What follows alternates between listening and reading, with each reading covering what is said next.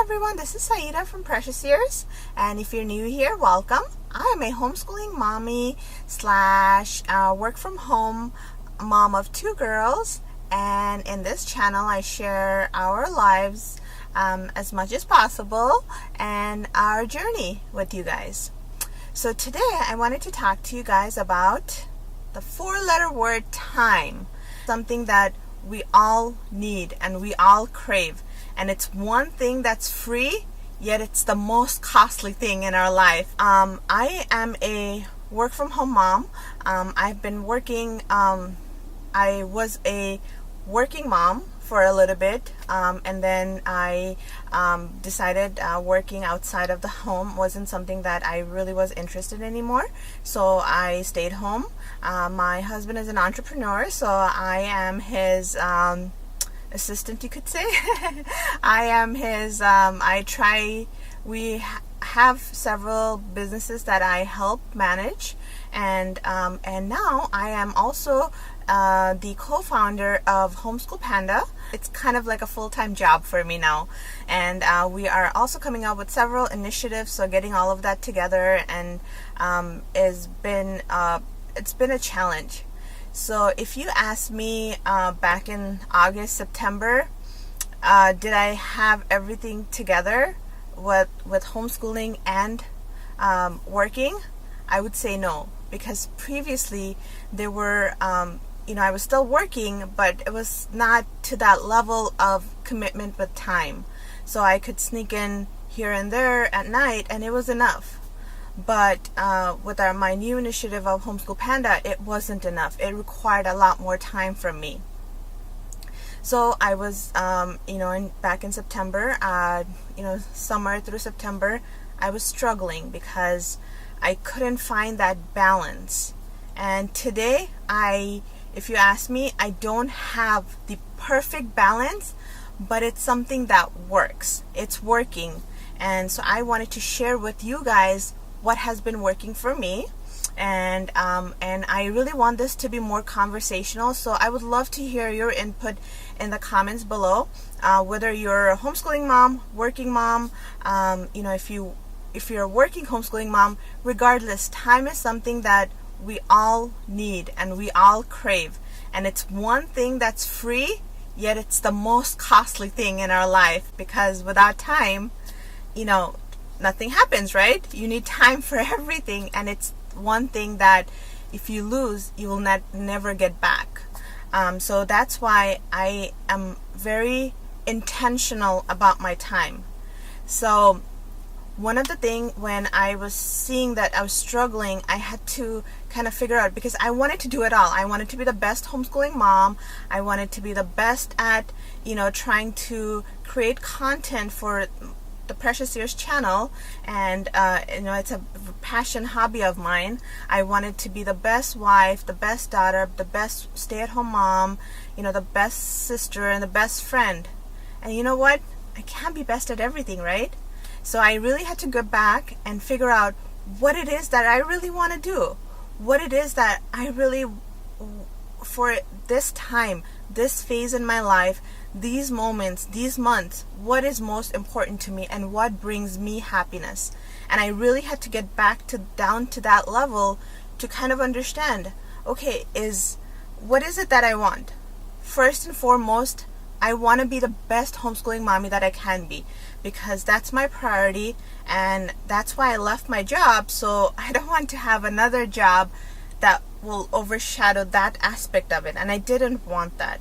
I wanted to be present with my children, with my girls. I wanted to be present. I wanted to be at the moment. I wanted to enjoy my time. But I also had passions, and I really have this desire to bring awareness to homeschooling and make homeschooling be available and accessible to anyone. And it's passion. I really want it. And when you want something, that's part of your heart. So I said, am I okay with just leaving Homeschool Panda at what it is and not do anything further? And it's a free app, so, but no, I didn't just want that. I wanted more. I wanted more tools and more enhancements, and I wanted to make it where I was reaching out to my user base instantly. And because I took pride in it, and it's special and it's important to me, just like how I take pride in being a homeschooling mommy, I want to take pride in what I'm doing. So, and the other thing is that, I want to be a good wife. So I had to kind of get back and try to figure out what it is that, where can I let go for right now, and where can I focus my energies. These are some of the tools that have helped me. So one thing is that I became intentional of my time. I respect my time, and every second is valuable to me. So I want to make sure that I enjoy the free moments, and I take advantage of the working moments that I have. So what I do at night is I have made a conscious decision to, at night, I write down my list of priorities that I have for the next day.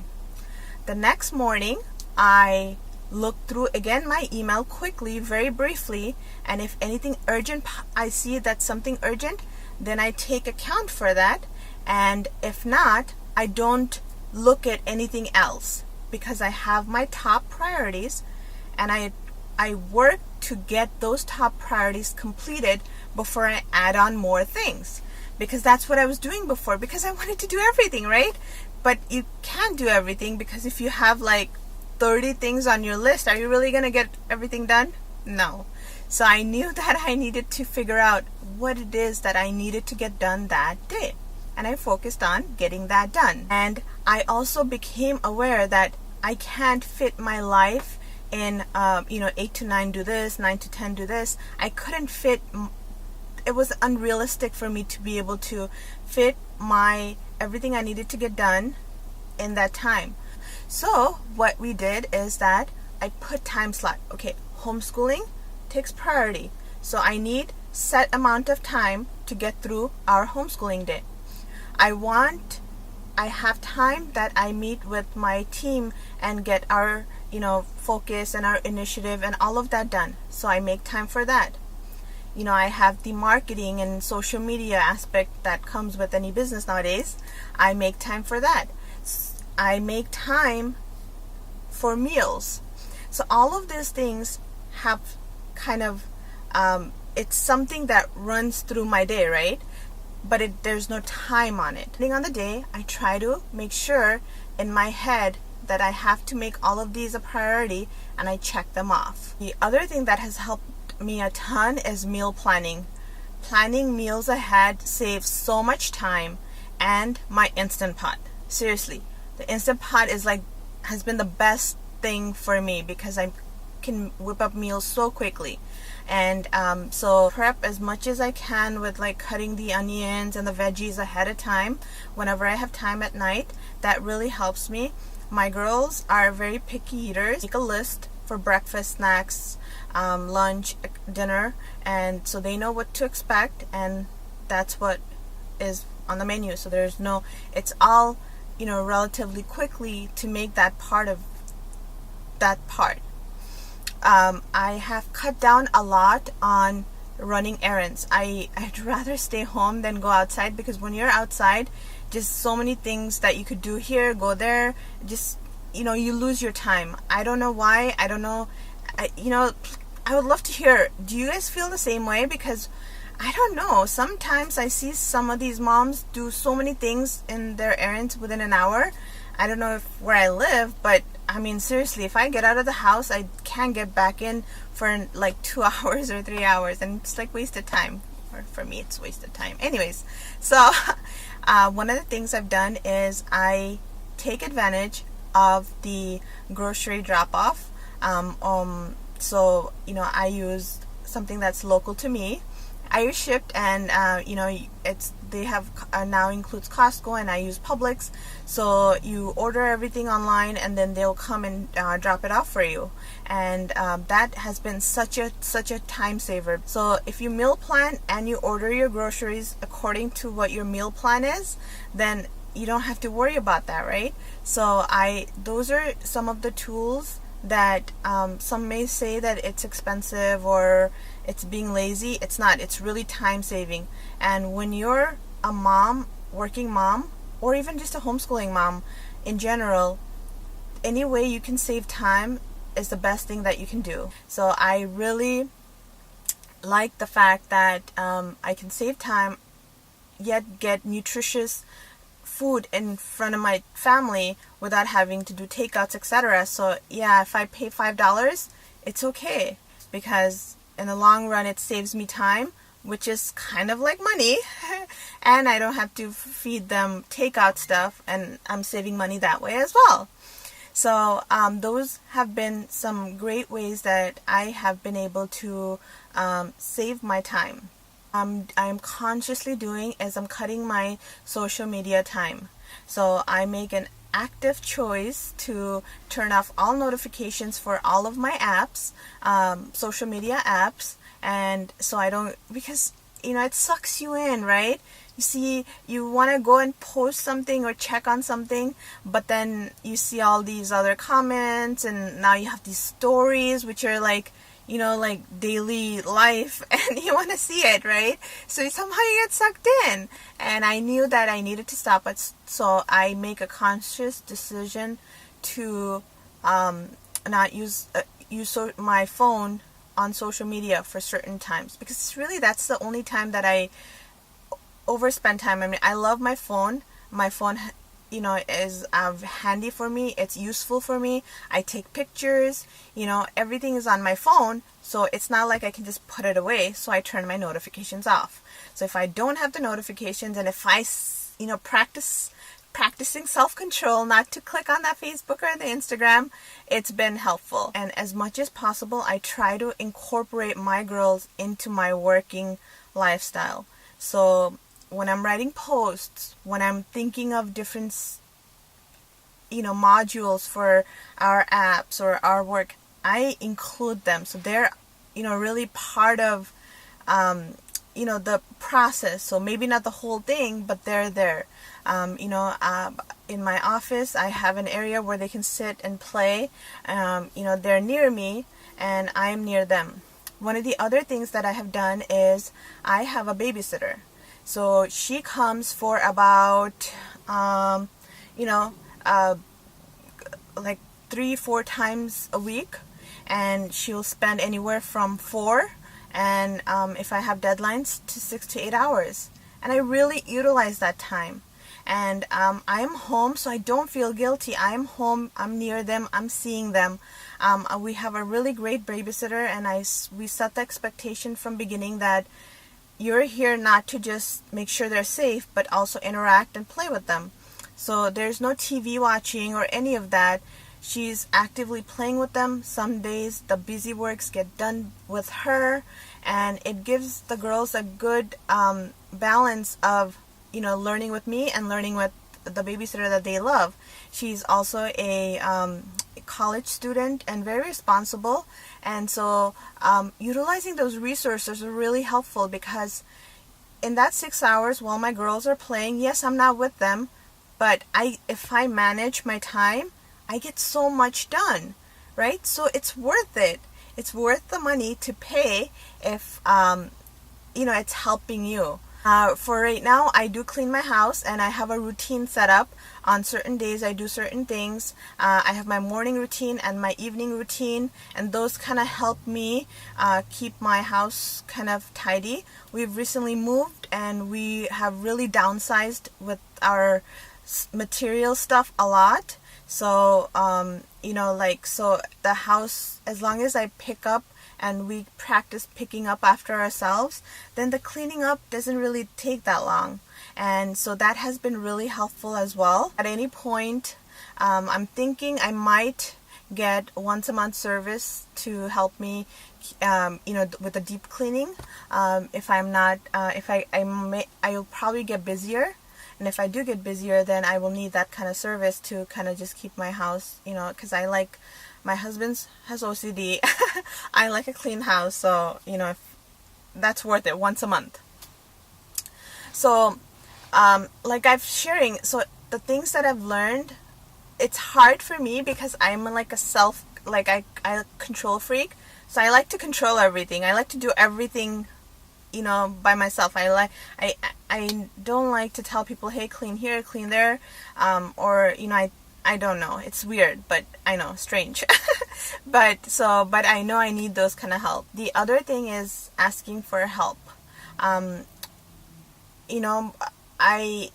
Since I became a stay-at-home mom, I kind of had this mentality, okay, well, my husband's going outside and he's working, he's providing for us and everything, so I should take care of the house. Well, now, and it kind of became the norm where I do majority of the house cleaning and the errands and the chores, but now I am asking for help.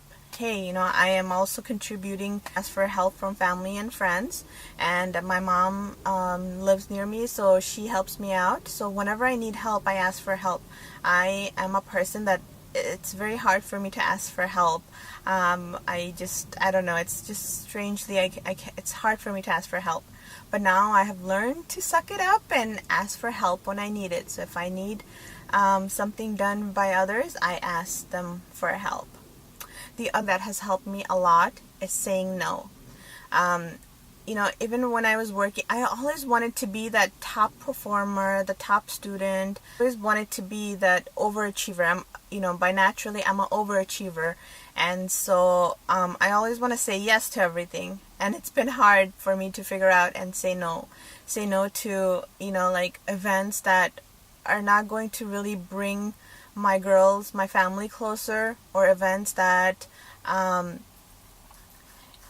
it's not going to make a positive impact in our life. I am able to say no. It's been a blessing that I'm not part of any co-ops. I don't have extra headaches. All I have to really focus on is my girls, and that has been wonderful. And this is the first year that I'm using a box curriculum, so Bookshark has been wonderful for me because it has everything kind of planned out and ready for me to use, and I can just pick it up and go, and that's been a wonderful. So I think box curriculum is a great way to go if you are a working homeschooling mom, because you don't have to plan so much. And we're really enjoying Bookshark. I myself, as the teacher, find it very easy to use, and the girls are loving reading, and reading is a great way to bond and connect. So I'm glad that a lot of our homeschooling is kind of reading cuddled up on couch, or in the backyard while they play, I read. It's been a really good bonding experience, and I love that homeschooling has brought that in us. And we've been trying the Waldorf inspired, and that has helped us a lot as well. And I love the baking and the cooking and the togetherness. So in the 2018, I hope to make better use of my time, because first half of the 2017 didn't go as planned. It was hectic, it was hard, and then I figured it out, and now it's getting better, and I hope 2018 will be even better for me, and for managing my time, because if you can't manage your time, you can't manage really anything else. No matter how much of an organizer, planner you are, if you cannot respect and value your time, then it's not going to work. You yourself have to value the time. Every minute, every second that you have is useful. I hope if any of you out there have a passion but are hesitant that it might interfere with your homeschooling, I think you can homeschool and work. It's possible. There are so many tools. You have to ask for help. You have to, give or take here and there, but it is possible. So I hope you feel encouraged by this. I hope you will follow your passion, and I would love to hear what your passion is and what you want to do, because we're not just, we're a homeschooling mom, yes, we're a mom, but we're also a person, right? And sometimes being a homeschooling mom is enough, and if that's enough, then that's awesome. And it was enough for me for many years, but now I want something more. And not everyone's like that, right? Because there are people who are like doctors, and that's their passion, right? They don't want to homeschool because they want to do surgeries and all of that. And so everyone has passion, and if you follow your passion, then you can do anything, because you will make time for it. Because if you love something so much, you will make the time for it.